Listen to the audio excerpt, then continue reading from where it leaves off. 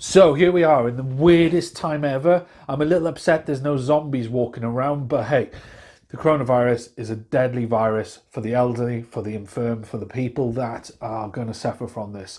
Most of us are going to get it and we're going to be okay.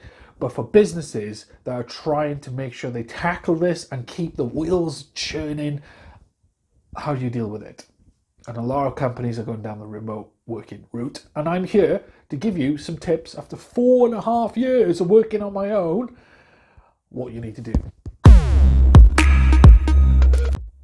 So remote working is easy and difficult at the same time, depending on the person's mentality and how they approach it. Now, if you've never, ever worked from home before, then this is an alien concept, especially if you've got distractions around you, like kids, dogs, cats, washing. Some people can do it, some people can't. We've got to accept that. But if you are the type of person that can't do it, and you really need to be doing some remote working, then what do you do? Number one is set your priorities straight. Yes, the washing needs to be done. Yes, you need to feed the cat. Yes, the dog probably needs walking.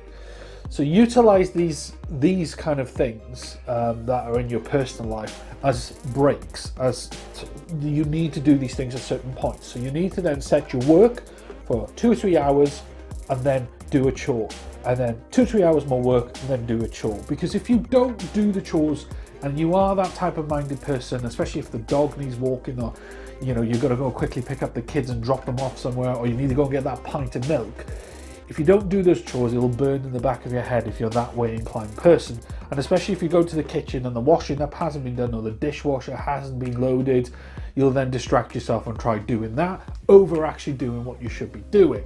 So you've got to set those things as a part of your working day. So you could do a couple of hours work, do your chore, couple more hours work, do your chore, discipline yourself doing that. Tip 2 is it's all about mindset. It's all about mentality. Now, this is easier said than done, but you need to have an area in your house that is work, okay? Now, people say they work from the kitchen table. They are strong-minded people that can sit there and work from a kitchen table with all the distractions around them. What I suggest is find a room or find a space in your house where there is no distractions. Nobody's walking past all the time making a cup of tea, and you haven't got the dog walking around or you haven't got kids walking around. You go and find yourself somewhere you can almost lock yourself away, which could mean that you don't do it in your current flat or house. You may have to go around to someone else's house that's willing to let you have some space to work from. If you've got a friend that has a home office, ask them, can I come and work with you and share your internet and so forth, and see if there's a way of, I don't know, bring around chocolates and donuts or food or something like that just to repay them for their time. If it's really important you've got to do this work, then you need to shut yourself away. And obviously we can't go to coffees and libraries at the moment because of this virus, so find a place to shut yourself away. And that's where it comes down to mindset, which is tip 3. So mindset is really important, and this is a little bit of an NLP trick. Whenever I enter my office, that is my work environment. So that's where I work.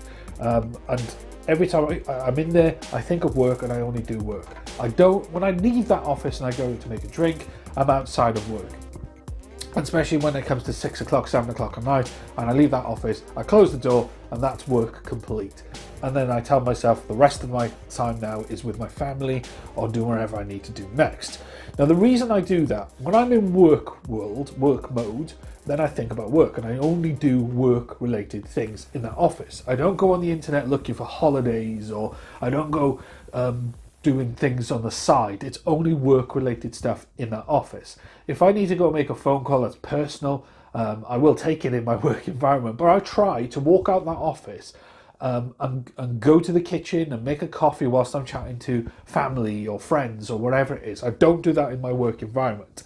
And I know it sounds very sterilizing in the methodology of doing it, but it really helps you get into that frame of mind that this is work. This next tip is really important, that you take regular breaks, okay? And you put a timer on your phone, or you let your AI device know to remind you to take regular breaks, to get drinks, to get food, because I tell you something, when you work from home, in an office environment, and you perceive people getting up at 12 o'clock for their dinner break, or go and grab a coffee, and you think, oh, I fancy a coffee, and off you go. You will sit there for 2-3 hours without taking one break.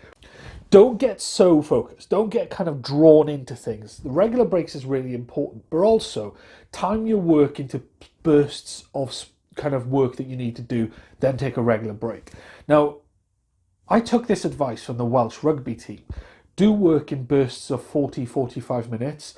Take a break, have a coffee, go to the toilet, do something slightly distracting, even if it's quickly flicking through LinkedIn or something like that, and then get back in it 40 minutes and then just focus, pure focus, and then take a regular break. And I did that for a while, and what it did for me was I made my work environment a lot more enjoyable, but also what it did as well, when you kind of take a break for that period of time, you give your mind time to think, and then when you go back to that task, you come up with it at a slightly different angle, and then it makes you think a little bit differently about what the task you're trying to do, which is really great for recruitment when you're trying to work out which direction you need to go in with a role. And lastly, working from home isn't easy, okay? It's going to take some practice, and it's going to take you a while to realize what you are doing. So what I would suggest if you're working from home for the first ever time is to trial it for the first couple of weeks. Do half a day, and then try a day, and then try 2 days, and see where you get with it.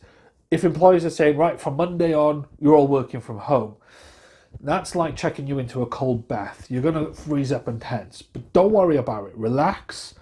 Do what you normally do when you work for someone. Take those regular breaks. Do those things. Keep that mindset and keep that motivation going. Don't let outside distractions distract you. And you tell the people in your life, well, I'm doing this, I'm doing work for the next 8-10 hours. So I can't go and do those things I need to be doing.